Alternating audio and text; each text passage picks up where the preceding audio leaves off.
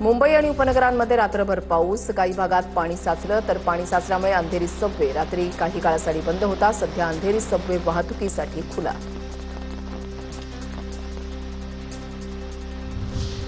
नवी मुंबई आणि वाशी परिसरात जोरदार पाऊस. मुसळधार पावसामुळे वाशीमधील अनेक सखल भागांमध्ये पाणी साचलं.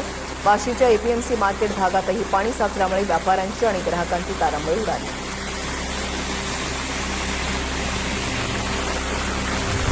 नवी मुंबईत जोरदार पावसाची हजेरी. एपीएमसी मार्केटसह जुईनगर, वाशी आणि पनवेल परिसरात पाणी साचल्यामुळे सखल भाग जलमय.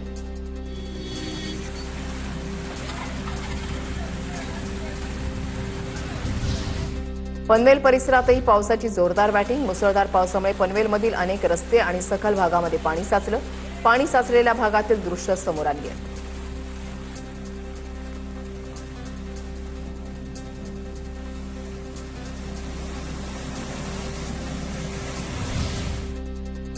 मुंबईत पावसाचं पुन्हा एकदा जोरदार पुनरागमन. शहराच्या विविध भागांमध्ये मुसळधार पाऊस. दक्षिण मुंबईमधील वरळी आणि उपनगरांना जोडणाऱ्या पश्चिम द्रुतगती महामार्गावर पावसाचा जोर.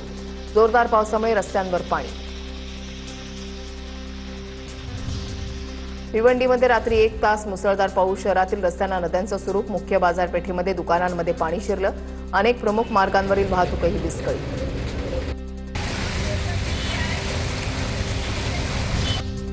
पावसाने मुंबईच्या धरणक्षेत्रामध्ये समाधानकारक हजेरी लावली नाही. मुंबई शहरासह उपनगरातील पिण्याच्या पाण्याचा प्रश्न गंभीर बनण्याची चिन्ह. 7 धरणांमध्ये अवघा 60% पाणीसाठा शिल्लक. ठाण्यामध्ये रात्री मुसळधार पावसानं हजेरी लावली. अवघ्या 1 तासामध्ये 29 मिलीमीटर पावसाची नोंद. सखल भागामध्ये पाणी साचल्यानं नागरिकांचा गुडघाभर पाण्यातून प्रवास.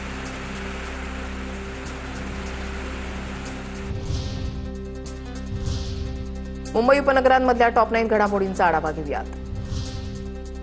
दादरच्या कबूतरखान्यावर ताडपत्रीच्या ऐवजी ॲक्रिलिक शीट बसवण्याची तयारी. ताडपत्री वारंवार फाडली जात असल्यानं महापालिकेनं ॲक्रिलिक शीटचा पर्याय निवडला. महापालिका मुख्यालयासमोर जिमखानाच्या जागेवर आधुनिक सोयीसुविधांसह नवीन भव्य सभागृह साकारलं जाणार. 4 मजली इमारतीमध्ये पार्किंगसह 350 आसन व्यवस्थेचा आराखडा तयार. मड वर्सोवा दरम्यानच्या बहुप्रतीक्षित केबल स्टेड पुलासाठी पर्यावरणीय परवानगी प्रक्रियेला वेग. कांदळवन पुनर्स्थापनेसाठी 12,50,00,000 रुपये देण्यात येणार. त्यामुळे प्रकल्पाच्या उभारणीचा मार्ग मोकळा.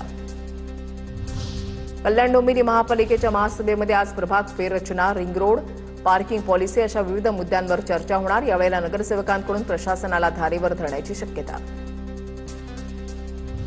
बनावट अपंग कर्मचाऱ्यांवरील कारवाई थंडावली. महापालिकांसह सर्व विभागांची माहिती देण्याचा टाळाटाळ. तुकाराम मुंडे दिव्यांग सक्षमीकरण विभागाचे सचिव असताना तपासणीचे आदेश दिले होते. कल्याण स्टेशनवरील शौचालयाची दयनीय अवस्था. सोशल मीडियावर व्हिडिओ व्हायरल. तुटलेले दरवाजे, साचलेली घाण आणि दुर्गंधीमुळे प्रवाशांचा तीव्र संताप. भायखळ्यामध्ये विषारी गोळ्या वाटणाऱ्याच्या कुटुंबाची चौकशी. एटीएसच्या पथकाकडून पुण्यातील त्याच्या मूळ घरी भाऊ आणि कुटुंबाची चौकशी. मोहरम मिरवणुकीमध्ये फय्याज प्रेमजी यांना कॅप्सूल वाटल्या होत्या.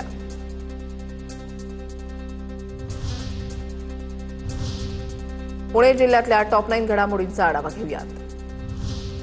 पुणे शहर आणि जिल्ह्यामध्ये आणखी पुढील 3 दिवस पावसाची शक्यता. पुण्यासह 24 जिल्ह्यांना येलो अलर्ट. त्यामुळे पुढील 48 तास विजांच्या कडकडाटासह पाऊस पडण्याची शक्यता. पर्यटन नगरी लोणावळ्यामध्ये गेल्या 24 तासामध्ये 131 मिलीमीटर पावसाची नोंद. यंदाच्या हंगामातील हा सर्वाधिक पाऊस असला तरी गेल्या वर्षीच्या तुलनेमध्ये एकूण पर्जन्यमान अद्याप खूपच कमी.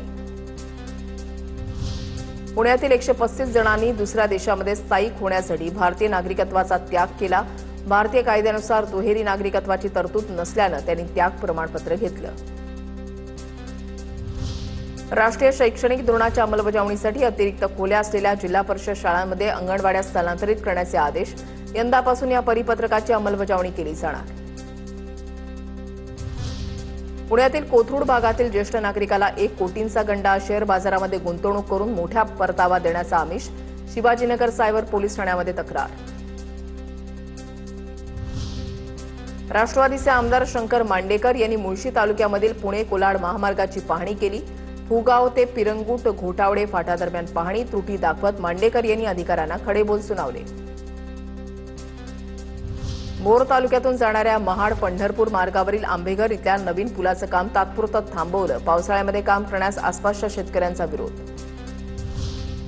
पुणे शहरामध्ये पोलिओ लसीकरण मोहिमेअंतर्गत 3.25 लाख बालकांना पोलिओ डोस देण्याचं उद्दिष्ट. वंचित बालकांसाठी घरोघरी जात लसीकरण. लग्नाच्या पूजेसाठी आलेल्यांना झाडांची रोपं भेट. भोर तालुक्यामधल्या उतरवली गावामध्ये अनोखा उपक्रम. 700 पाहुण्यांना रोपांचं वाटप. विविध जिल्ह्यातल्या टॉप 9 घडामोडींचा आढावा घेऊयात. मान्सूनच्या सुरुवातीला दमदार पाऊस झाल्यानंतर नागपुरात पावसानं दडी मारली. मात्र आता तापमान 35 अंशांवर पोहोचल्यानं दमट उकाड्याचा त्रास वाढल्यानं नागरिक हैराण. किल्ले रायगडावर शासकीय रोपवे सुरू करण्यास मंजुरी. लवकरच अवघ्या 100 रुपयात पायथ्यापासून रायगडाच्या माथ्यावर पोहोचता येणार. शिवभक्त आणि पर्यटकांमध्ये आनंदाचं वातावरण. संत मुक्ताबाईंचे पालखीनं 3 बैल जोडीच्या साह्यानं चढला बुलढाण्यामधील प्रसिद्ध राजूर घाट. संत मुक्ताबाईंच्या पालखीला पंढरपुरात प्रथम प्रवेशाचा मान. संत मुक्ताबाईंच्या पालखीचं यंदा 318वं वर्ष.